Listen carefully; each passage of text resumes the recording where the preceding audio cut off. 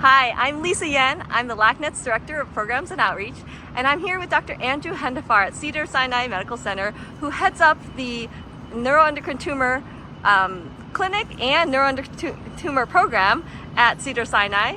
Dr. Hendifar, thank you for joining me today. Oh, pleasure.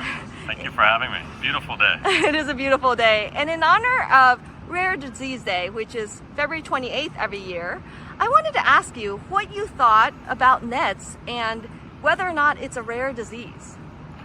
Thank you, Lisa. That's a great question. I think when we think of what is a rare disease, historically, we thought neuroendocrine tumor was a rare disease because it was so hard to find another patient or somebody else that we knew who had it, and it was difficult to find the appropriate expertise. And I think when you group together all neuroendocrine tumors, it's not so rare. It can be even looked upon as maybe the second most common GI malignancy. But when you look at specific diagnoses with a NET, certain types of NETs, I think it would be considered a rare disease. I mean, how many insulinoma patients are there? We just saw a couple today in the clinic, and how many patients are there with actual rectal neuroendocrine tumor versus a midgut versus a pancreatic versus a lung? Once you start to separate these groups of patients out, and especially when you group them based on their functionality, I think they are rare. And what does it mean, rare? It's not so important as long as you find a group of people that you know that have it and you can relate to them and you have the right team that's experienced with your problem.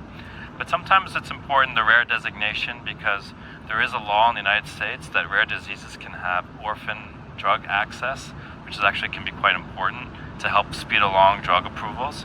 So I think in certain situations it's good to be a rare disease. We should take advantage of it.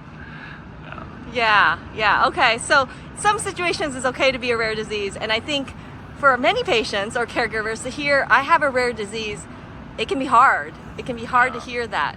So what would you like to say to them as we close this conversation?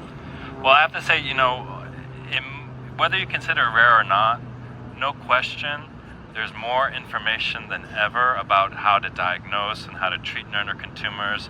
There's more experience than there's ever been. So many physicians, when I first started treating this disease, there weren't that many doctors in my city who would specialize or know a lot about it, and that's changed a lot.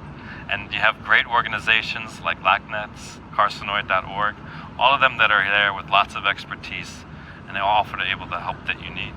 Thank you so much. So whether it's categorized rare or not, whatever the category, whatever the label is, we'll take it. We'll take the hope. Absolutely. And that's the meaning. That's the most important thing here. Amen. Thank you so much. Pleasure.